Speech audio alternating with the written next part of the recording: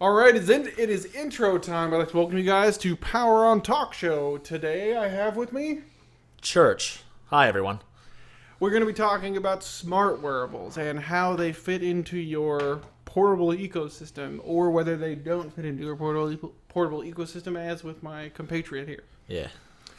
So I personally own the Moto 360 and the Asus ZenWatch. I just got this one last night for my wife, maybe, whether or not she can get it to work. Yeah, we'll see how it goes. It has been giving her troubles. This one has been much more troublesome than the Moto 360, yeah. Even though I actually really like the default band on this one. Did you, before you tried the 360, I know I referenced a lot of YouTube videos, and you've found a lot of YouTube videos on your own about smartwatches, because you've always been interested in that. I can't remember. Did you have a smartwatch before the Moto 360? Did you try one out? No. No? I went from zero to the Moto 360. Zero to hero, basically? Yeah, basically. Okay. Just because I saw that the design and kind of that it was entering a point where they had like comparable design features. Right. So basically that's why I made the leap and got this one. And I'd hoped to review it at some point, which I'm yet to have successfully done. Well, I mean, what else do they have on the market right now? So we got the Asus ZenWatch, and then do they have a ZenWatch 2, or is this the ZenWatch? This is the current generation? This is the only one I've seen. I actually didn't even know this one existed until I saw it in the store. Yeah. Okay. So we got the Asus ZenWatch. We got the Moto 360. Yes. Then there's also the a whole series of Galaxy Gears. Well, there's Galaxy Gear and Galaxy Gear Fit, and there's a Galaxy Gear 2 already. There's 4 Galaxy Gears that I saw. Oh, jeez. Okay. So we got a bunch of Galaxy Gears. Yeah. So there is a whole multitude of Galaxy Gears, both 1 and 2. The first series did not do very well at all. Right. And from what I know, the Galaxy Gears are all specific to Galaxy devices. Right. The only way you can get it not to be on a Galaxy device is by hacking it, basically. Rooting either your phone or the Galaxy Gear itself. I think it's the Galaxy Gear. But okay. It's like, for the market that these things are aimed towards, it's a totally unacceptable well, but feature. Before we get into too much more, let's go ahead and state our personal biases. I don't like wearables just as a personal thing. I don't normally wear a watch on a daily basis. I don't wear jewelry on a daily basis. I also don't step out of the house on a daily basis, so I don't need fitness trackers either. So wearables for me don't really mean anything. If I have an email or a text or, a Facebook notification or, a Snapchat from, a lover or something like that, then I just pull my phone out of my pocket and I have it available. If I'm ever in a social situation, I tend not to look at it anyway, unless the person I'm with would do the same thing, in which case I'd just go for it. So that's my bias. I'm kind of anti-wearables for personal reasons. And then we've got John here. Yeah, I've actually thoroughly enjoyed the Moto 360, especially like one of the things that I've besides the turn-by-turn navigation, which is something that I've thoroughly enjoyed on it. I've seen you thoroughly enjoy it. Yeah. That's one of my favorite actual features. Yeah. But lately, I have physical therapy for my knee, which is 3 times a week for an hour and some odd amount. Mm-hmm. You're not allowed to have your phone in there, so it is super useful. Cheating. It is cheating because the rules haven't caught up to technology. Oh, man. So I use the crap out of my watch when I'm doing physical therapy. Yeah. So it's actually kind of cool to be in a situation anywhere where you're not allowed to use your phone. Like courthouse, for instance. Or just, sci-face. But super awesome to be able to use technology in areas where you're not supposed to use technology. Right. You want to feel like a spy, don't you? No, I just. Yeah, do you have a shoe phone? Do you own a shoe phone? No, that'd be super sweet though. Technically, I just put my watch on my phone. You could, or you just put your shoe. Put your phone in your shoe too. Push my shoe in my phone. Yeah. I don't think I can fit my shoe in my phone. Okay, so I have thoroughly enjoyed it. So as far as the features that the watch adds to the phone, besides notifications at a glance. Which you are a guy who always has his phone out, and like you tinker with your phone a lot. So you are wearable. I mean, it doesn't seem economical for you at all. No, doesn't make sense. For me, I don't even keep my phone with me. That's true. Like, I will have my phone somewhere else in the house. Right. I will know my phone is ringing by my watch vibrating. Yeah. So, to me, it has added another level of connectivity to my phone that I didn't have before. Sure. And I guess... Well, I mean, I guess you look less like a douchebag if you have a watch on than a Bluetooth headset. So it is an improvement on that kind of like portable connectivity? Right.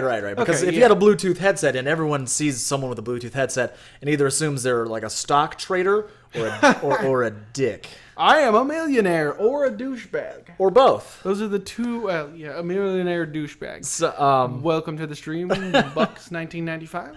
So, I guess as far as that goes, moving it from, a very visual kind of odd piece, because a Bluetooth headset is not a traditional kind of accessory. Right. It was manufactured just for phones. Right. So you have that Bluetooth headset and you move it to a wrist where you can, not take calls necessarily, but you can have your notification of a call, or you can have notification of a text or an email, something like that. Some of the watches you can, the ones that have a speaker. Not all the smartwatches have speakers built in. Yeah. But it's not even a default feature on those. You have to actually download an app that lets you take calls on the watch. Okay. But, I mean, some of the other apps that I use on my watch is basically it's Find Your Phone or Forgot Your Phone. There's a couple different versions of it. Yeah, I mean, my phone is either in two places. It's either in my pocket or it's on the charger. Right. So me finding my phone is not a huge deal, but I've seen you use like the Find My Phone app where it's been like, buried in a pile of stuff, or like, just in some things in a couch cushion or something like that. Right. Yeah. That's one thing I'll give the Asus ZenWatch. All the apps that I use on my Moto 360 are built into Preloaded. They're all part of the Asus Zen firmware. That's pretty cool. cool. So it's got Find My Phone. It had like 5 or 6 of the features that I use that I downloaded separate apps for, like sleep tracking, and obviously all the fitness stuff. The Moto 360 has the fitness stuff too, but it had a more robust. And this one's only $199 in comparison to the $249. Yeah. So, but I mean, it's still Asus versus Motorola. Right. Asus right. isn't super known for their phones, although they're supposed to have like an Asus. I don't think it's a phone pad. The phone pad's the tablet phone hybrid weird thing. That is a thing. Yeah, I know. It's not that, but there's a new Asus phone coming out that they're touting as like the first like 64-bit phone. Right. Where it's using an Intel Celeron like actual almost a desktop grade kind of part as a They as a also processor. made one of the Nexuses too. Asus did? Yeah, I'm pretty sure they did. One of the earlier Nexus phones. I know they made the Nexus tablet. Did They made tablets. I don't think they made a phone. No, I think maybe LG you're made right. like the last two. Well, they and made the before Nexus 5. Who made the Nexus 4? Nexus 4 was also LG. So what was the 3 then? I thought they made The one Nexus of the phones. HTC made a Nexus. Oh, I think, too. HTC, they did make Yeah. one. Yeah, you're right. And I they think made the Nexus tablets. Okay, yeah, Asus makes Nexus tablets. So I remember they for sure made the Nexus 7, which I think they made the 10 those. as well. Okay. But tablets they've done decent jobs on because that's more closely related to a form factor that they're used to, the laptops and stuff like that. Right. I mean, but when you're talking about the Android tablets, there's a very small difference between an Android tablet and an Android phone, especially one of this size. Except building something and like putting software on it are two different things. Yeah, that's true. I mean, I really like my Motorola phone. I use a original Moto X, the 2013, and I like it. I'm not a huge like giant phone guy either. Yeah. Because I use it so much, it goes in and out of my pocket so much. Like I don't want to blow out my pockets, like wizard sleeve pockets. I don't want that. So, Like this right here? yeah, like exactly. Yeah, I don't want wizard sleeve pockets. So My pocket is literally it's blown blown out. yeah. So, But it's a good example. yeah. So I like the small phones, and like I've said, I'm not a wearable guy. Right. And I don't fault you for being into wearables because it's totally your thing.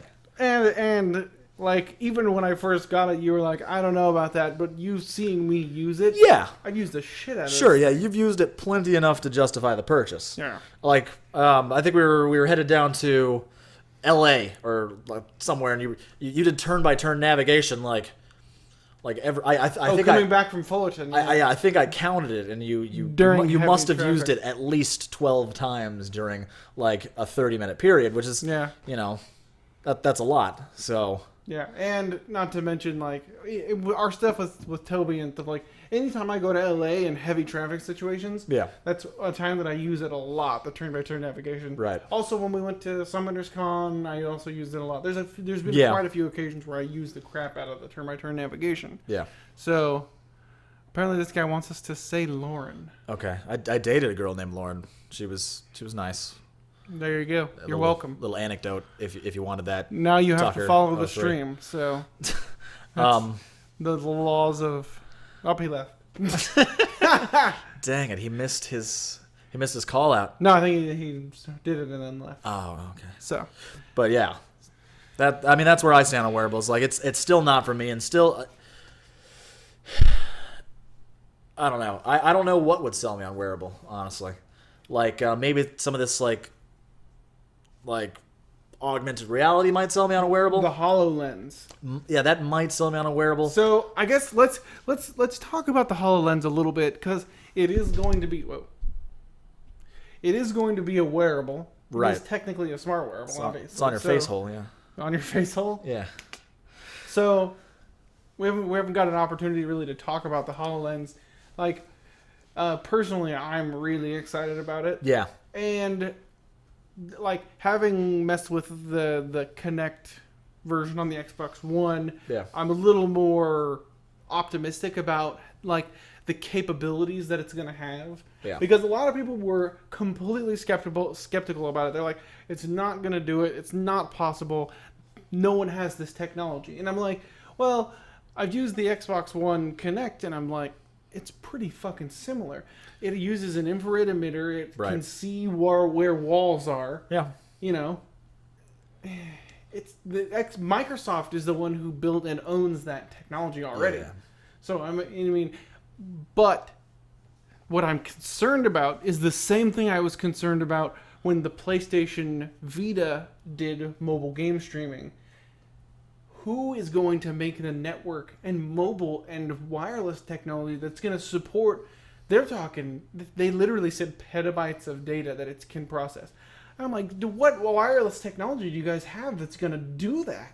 Yeah. So that on side, well, thank you for following us. On that side, I'm very skeptical on who's going to make the wireless technology, because this thing, Yeah. physically, I'm sure that they could put a screen on a wall. I'm sure they could do that. Yeah. Totally feasible. But to do all of the processing that they like, even to play Minecraft on the thing. Well, I mean, the other thing is, whose like grubby hands are going to get over your data plan? Well, it's supposed to be an in-house thing. Yeah, I know, but if we're talking petabytes of data, like Who's going to support that? right. So there have been like soft caps before on, broadband internet, on cable internet, where Right. it's like if you hit, 50, 100, 200 gigs, which is, feasible if you're doing this kind of stuff, especially if they're talking about petabytes of information. I don't know where they threw out that arbitrary, and also I don't know why, as a consumer release, why would you even say that? What consumer was like, I wonder if that's going to be a feasible thing? Oh, petabytes, yeah, Of course, yeah. Yeah, well, now I I've heard believe that it. term before, petabytes. yeah. So it's going to be totally doable now, It's that cute bear on the internet, right? right? The petabyte. Yeah. So, No, I don't know, man. It's just but there's been a tried and true thing that Microsoft has horrible marketing. Yeah, well, I mean, those iPads on Monday Night Football are really cool, dude. I don't know. A HoloLens is a really interesting idea, but I don't know if it's going to approach the same kind of consumer group that the original adopters of Google Glass did, where they charge you just an exorbitant amount to get you in on the ground floor. No one? You're No, talking there about were there were like a dozen guys who were like, yes, I would like to have douche like imprinted onto my forehead, please. I would have loved the opportunity to be a douche. Yeah, They didn't let me in. I didn't get into douche club. Well, but I mean, $1,500 would have got you into douche club.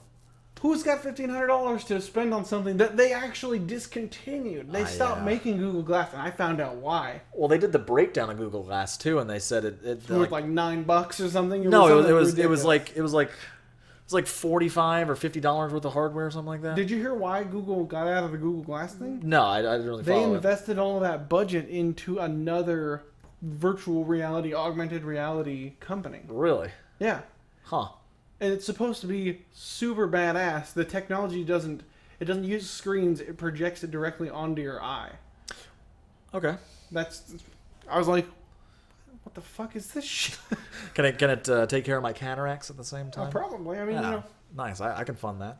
So, but I guess it's not widely known about the stupid fucking thing. I know they weren't doing Google Glass anymore. Right. But I know a lot of like the initial backlash was like, glass holes, that kind of stuff. Like they don't want people wearing them in anywhere. I think most of that initial like pushback from Google Glass came from the Facebook facial recognition app. Well, I mean, no, there was that, and there was also like you go into a bar or a strip club or a movie theater, right? Just collecting video of a bunch of different people, and then like the general invasion of privacy kind of thing too. It's like at a glance you could take a video of someone at a touch of the rim you could be, which is a little it's a little more conspicuous than this, right? Like in Japan, you can't turn off the shutter sound, right? Right, that's a law that they have there, right? So maybe I'm wiping my brow, I take off my glass, and now I'm a Japanese upskirt guy, right? Like, so, but I mean, how, because there was a camera on the first version of Gear VR. There's a camera on one of the second versions of Gear VR and one other smartwatch. Those ones are not regulated in any way, so you could be driving or doing anything. I actually thought having a camera on the watch would have been useful as far as like if you see a collision or something. Sure. Like something like that would have been really useful. But then again, I don't really think of like. Yeah. I'm not so scummy in regards to like the things that I would use technology for. Yeah. I'm like, that'd be really useful if there was an accident. And then other people were like, you could look up someone's skirt with it. I was like, I was not even thinking about that. I was thinking about if there's a collision and you needed to catch someone's license plate in an instant. Yeah. What are you talking about skirts?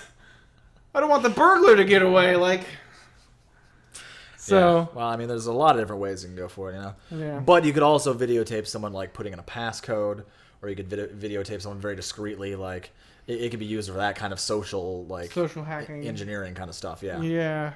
I mean, those are all really good points, but at the same time, the Gear VR could be used for those things as well. Right. Yeah. So all kinds of stuff going on. Wearables is kind of an interesting subject in that regard because, I mean, anytime any piece of technology comes out, you get the tremendous upside. Yeah. And the tremendous danger that it poses. Right, and it always polarizes groups a lot. Right. Like, I mean, I'm not like a super like. I don't think wearables, but right. It's just because, but there are groups out there like that are very resistant to that kind of expansion of technology because they worry about those kind of things. Right. But they also worry about the food stores in their bunker too. Those groups overlap some. Yeah, definitely. I would agree with that. I take colloidal silver to cure what ails me because I don't trust the government with needles. That kind of stuff. I had a buddy like that. He's still like that, but it's that kind of like group that it exists. But there's also people that are like way on the other end. Like technology will save my life one smartwatch at a time, and then they die at 65 from smoking too much. Right, and I can see both sides of that. Yeah. But and there's another piece of technology that polarizes people too, and that's going to be drones. Yeah. And drones are tomorrow's episode. You guys can come back and that's already polarized me a little bit. And so. stay tuned. Yeah, I know. Yeah. So, all right, you guys, we're gonna call it for today. Check out this video on YouTube. If you're watching it on YouTube, hit the follow, like button, do everything you got to do. Follow us on Twitch, and I'd like to thank you guys for watching.